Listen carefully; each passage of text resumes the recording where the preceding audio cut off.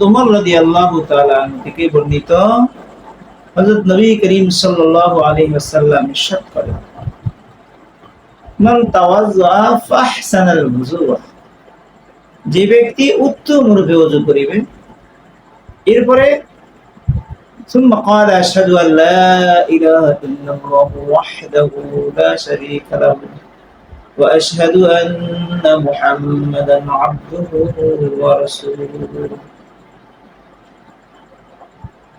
তোমরা ওযু করার পরে এই কালিমা শাহাদাত পড়িবে এবং এই দোয়াটি করবে, আল্লাহুম্মা জাআলনি মিনাত তাওয়াবিন ওয়া জাআলনি মিনাল মুতাতাহহিরিন।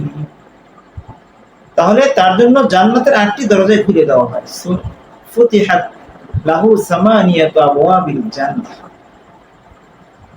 ইয়াদখুলু মিন আইয়িহা শা।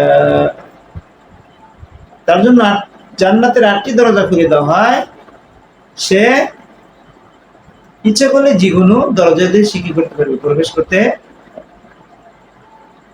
তো সম্মানিত মুসলমান ভাই বাবাজিরা ও মা ও বোনেরা, উত্তম রূপে ওযু করার পরে কালেমায়ে শাহাদাত সহ যদি আপনি এই দোয়াটি পড়েন আপনারা, তাহলে জান্নাতের এত দামি আমল, জান্নাতের 8টি দরজা খুলে দাও।